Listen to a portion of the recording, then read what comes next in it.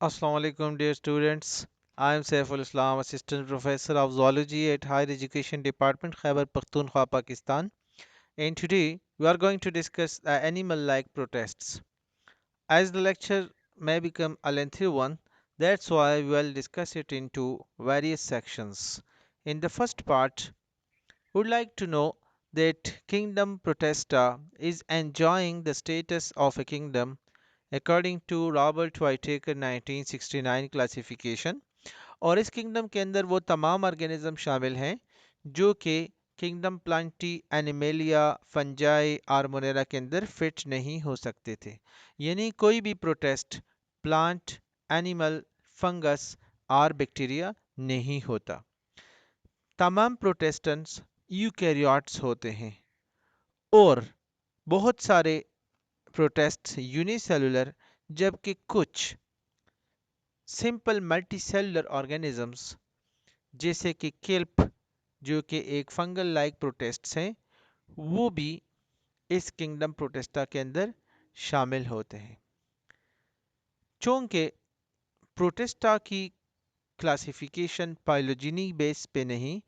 बल्कि need based classification है इसलिए इसको क्लासिफाई करना मुश्किल है और इसी वजह से इस किंगडम को ट्रेश कैन और junk drawer of the kingdoms कहा जाता है यानी बाकी के चार किंगडम्स के अंदर जो भी ऑर्गेनिज्म फिट नहीं हो रहे तो इसको ला के किंगडम प्रोटेस्टा में रख दिया जाता है बिल्कुल इसी तरह जिस तरह बेकार चीज़ें हम कूड़ेदान या किसी डस्टबिन के अंदर रख लेते हैं Protests include both autotrophic and heterotrophic members.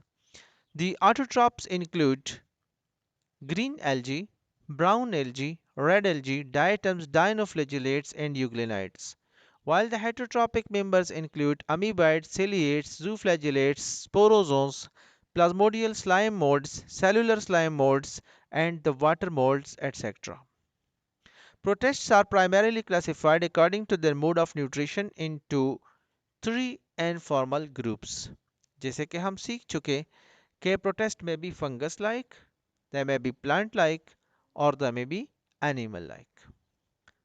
Animal like protists are the ingestio heterotrophs यानी जो एनिमल की तरह खुराक को निगल कर खा लेते हैं जैसे कि इस पिक्चर में आप देख सकते हो कि एक डाइडिनियम जो कि एनिमल लाइक प्रोटेस्ट है वो पैरामीशियम को खुराक बनाकर निगल रहा है इसलिए डाइडिनियम एक एनिमल लाइक प्रोटेस्ट है The plant-like protists are photosynthetic. They are autotrophs and they can make their own food by the process of photosynthesis. Euglenids are examples. Euglena can make its own food by the process of photosynthesis. That's why it's a plant-like protist. The fungal-like protists are absorptio heterotrophs. An example is water mold. अब animal like protists animal like हैं लेकिन true animal नहीं है क्यों because animal like protists are simple unicellular organisms while animals जो होते हैं वो लार्जर मल्टी सेलुलर ऑर्गेनिजम्स होते हैं जिनके अंदर टिश्यू और सिस्टम लेवल ऑफ ऑर्गेनाइजेशन होता है एनिमल लाइक प्रोटेस्ट में चूंकि एनिमल की तरह सेल वॉल नहीं होता वो एनिमल की तरह हेटेरोट्रॉप्स होते हैं इसलिए एवोल्यूशनिस्ट के ख्याल के मुताबिक ये एनिमल लाइक प्रोटेस्ट्स एनिमल के एंसेस्टर्स हो सकते हैं जैसे कि प्लांट लाइक प्रोटेस्ट वो प्लांट के एंसेस्टर्स होंगे और फंगल लाइक प्रोटेस्ट्स फंजाई के प्रोटेस्टर होंगे फर्दर एनिमल लाइक प्रोटेस्ट को हम इनके 4 वेज ऑफ लोकोमोशन के लिहाज से 4 ग्रुप में डिवाइड करेंगे और इस वीडियो में हम सिर्फ पहले यानी सार्कोडीन्स के बारे में डिस्कस करेंगे जबकि बाकी के 4 ग्रुप्स यानी सेलिएट्स जूफ्लैजिलेट्स एंड स्पोरोजोन्स, उनको हम बाकी 3 वीडियोस के अंदर डिस्कस करेंगे। The sarcodines or organisms are animal-like protists. They move by the help of pseudopodia. Sarcodines kingdom Protista के सब kingdom Protozoa, phylum Sarcomastigophora and सब फाइलम सर्कोडिना से बिलोंग करते हैं और सार्कोडीन्स के अंदर अमीबा, एंटमीबा, आर्सेला, डिफ्लूजिया, नेग्लेरिया एंड एक्टिनोप्रिस शामिल हैं। Sarcodines move by pseudopodia or the false feet, and the pseudopodia are finger-like extensions of the cytoplasm in the direction of movement, and they are used for locomotion and food capture. Let's take amoeba as a representative type of the animal-like protists. You already know that amoeba is a unicellular eukaryote that is just visible to the naked eye. It lives in fresh waters of ponds, ditches, or slowly moving streams, and it ingests small organisms like bacteria and other protozoans. In this picture, you can see that an amoeba has extended its pseudopodium in the direction of movement. ये अपने direction के movement में cytoplasm को बहा देता है और इस तरह ये फॉरवर्ड प्रोपेल करता है। अमीबा के अंदर बाकी यूकैरियोट्स में पाए जाने वाले तमाम ऑर्गेनेल्स पाए जाते हैं, जैसे कि nucleus, contractile vacuoles, food vacuoles, endoplasmic reticulum, the various stages of lysosomes. ये तमाम इस अमीबा के अंदर पाए जाते हैं। सूडोपोडिया को अमीबा फीडिंग के लिए भी यूज करता है और ये अपने खुराक के इर्द गिर्द सूडोपोडिया को एक्सटेंड करता है।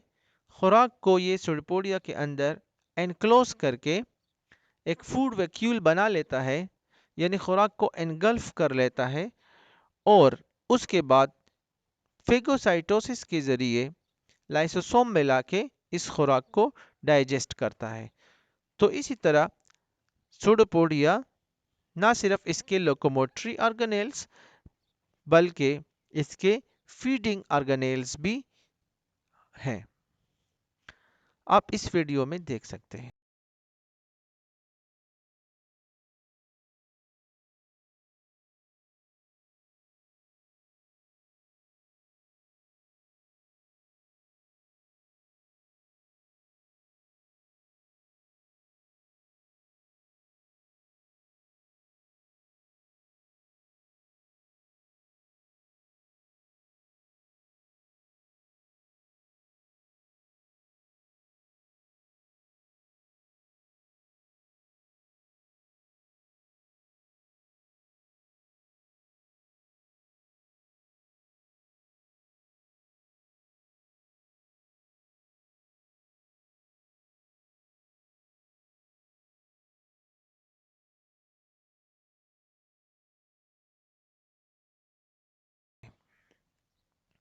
Types of pseudopodia.